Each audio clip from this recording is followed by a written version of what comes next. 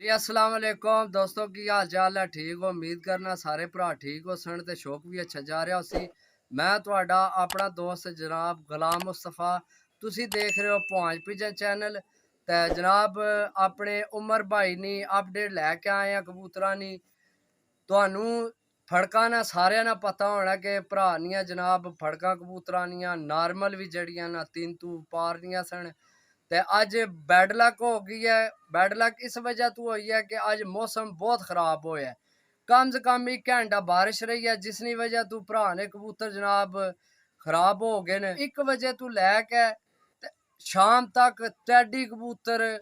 उपर जाना सी बुलंदियां ते फिर थल्ले आमना सी लेकिन बैठना नहीं सी। कबूतर माशाल्लाह मनु आपू बड़ा पसंद सी बाकी जनाब वो कबूतर भी कोई नहीं बैठ सकिया कि भरावां के गुजारिश है जनाब के दुआ करे। चलो हुण दा टाइम गुजर गया हुण वो आपस भी सलाह कर रहे हैं कि असी मुनसफर ठाल छोड़िए या ना ठालिए लेकिन असी अइये भी दुआ गो हाँ कि भरा ने जनाब जेड़ा कबूतर नहीं बैठ सकिया तो सुबह वो जरूर आ जाए। चलो कम से कम अगू नैक्सट भरा उन्होंने तो मेहनत थोड़ी करनी पैसी तो वह कबूतर फिर जनाब मेरी कैम तैम हो जासन ते बाकी मौसम नाल ते भरावो कोई भी नहीं लड़ सकना ठीक है। एक कबूतरबाजी है ठीक है। हुण भाई उमर जनाब अपनी पूरी मेहनत कर चुके हैं ठीक है तो बाकी ये नसीब नहीं गल है। ज़ाहिर है दो पहलवान लड़ने एक हारना एक जितना है हार जीत एक गेम ने एक हिस्सा है। बाकी तुहानू पता है जनाब के कबूतरां दियां फड़कां शाम तो नहीं सन ते टैंपरेचर भी चंगा जा रहा सी गर्मी ना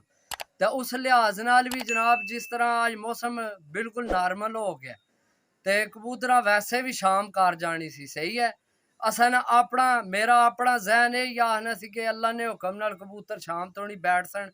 ते भाई उमर जनाब इंशाल्लाह कामयाब हो सन। भाई खोखर नहीं बड़ी जनाब मेरी ख्वाहिश सी कि कबूतर लैटा दा बवन बाकी जनाब नसीब नहीं गल है कबूतरा उड़ के दस छोड़िया